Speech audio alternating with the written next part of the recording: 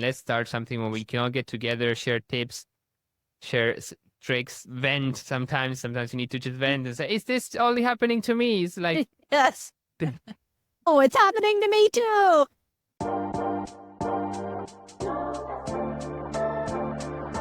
So, Julian, what's on your mind these days? plenty of things. These days have been super filled with things, really. I'm creating this little universe called From Finders to Builders, which is Okay. Tell me about that. it's a little bit funny that I call it universe, but the thing is, like, I release many things at the same time. So I released the new website with a newsletter, the podcast, and now a community. So everything is for first researchers in the organization or teams of one. Being the first one or the only one can be a bit lonely sometimes, and also in terms of the challenge for a researcher, it's a little bit of a particular challenge because it kind of combines being a researcher with the operations part. So it's a mix of both, and you also have to start something. You need to also help build the culture, build the infrastructure, and build the relationship. So it's a little bit of a mixed role with different things. So it's a very particular challenge. In most of my career, I've been the first researcher or even the only one sometimes.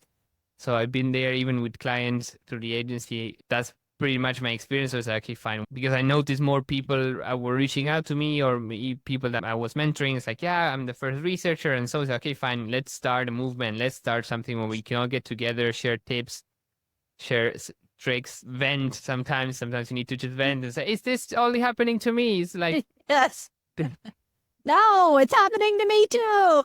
Why did you find that that was kind of your niche or the problem you wanted to try to solve? That first researcher or a UX researcher of one? Why was that? I know you said because you've been that person, but why are you honing in on that need? well, apart from that bit, it's because I believe that a big chunk of the future of UX research lies in all those companies that don't have a researcher yet, and those researcher jobs that might open in the long run. And all those jobs would be first researchers.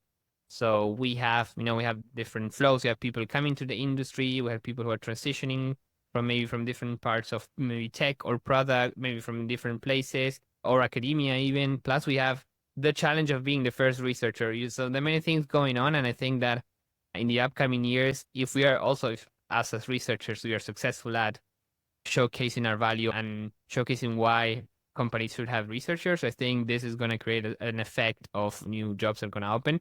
And for me, this is where I can create value because I've been there. I have no idea how to work in a team of 50 researchers because I've never been there, or how to build the operations for 100 researchers or like different verticals and different, no clue. But this I know. This has been pretty much my career. So I said, okay, fine. This is where I can create value. So why not help first researchers who are starting now and maybe researchers who are going to be the first researchers in the future? Yeah, that makes sense. What do you find, Julian, are some of the biggest challenges when you are that solo researcher? Okay, do we have a whole episode in this? So there are many challenges, and this will also, it will vary depending on what kind of company you're joining and who's bringing you in. So it depends on how do they perceive research, if they were conducting some sort of research before and they need someone to step up their game, versus someone believes in research, maybe a VP of product or a design lead or something, and they bring the researcher, and that's a different game because you need to fight a different fight.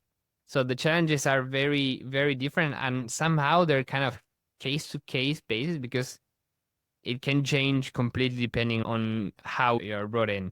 The challenges most people or most researchers face is like, okay, how do other teams adopt research? How do they think of research? How do they understand the value that research can bring? How can they make better decisions? How can also, in some cases, how can they be enabled or empowered to conduct certain sorts of research with a researcher next to them? That's important. It's not just, yeah, okay, you go and do the research. How do you create these synergies? And then also all the challenges outside the product organization. Okay, how do people maybe in senior management understand research, and how can research help mitigate risk or help the company make better decisions? So there are different challenges at different levels.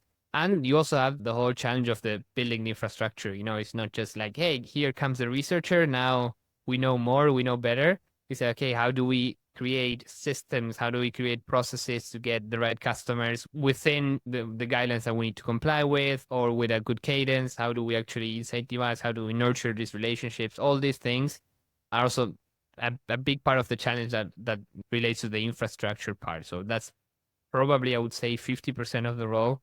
And when you say Sometimes. infrastructure, correct me if I'm wrong, I'm assuming you mean internal infrastructure as well as an infrastructure with customer or user facing, right? How you're going to tackle both of those fronts. Is that fair? Yeah, definitely. And also, it's not just inside the research team, but also connecting with other teams. For example, let's imagine you work in a B2B company and you also need to coordinate with customer success or customer support. How do you connect with them? How often? What are the things? What are the things you discuss in, for example, customer calls? Or what are the things?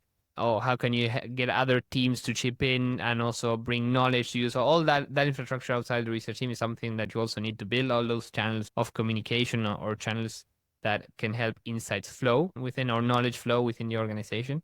It can get super big. If you think about it, sometimes in larger companies, maybe you have an operations person dedicated to that.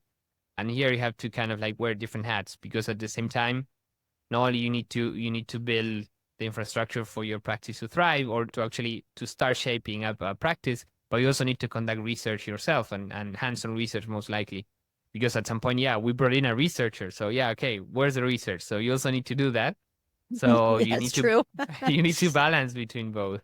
Yeah, for sure. You actually have to do some research around building a good foundation and getting your partners brought along with you. Yeah, that makes sense. Check out all my interviews with industry leaders on BlatzChatz.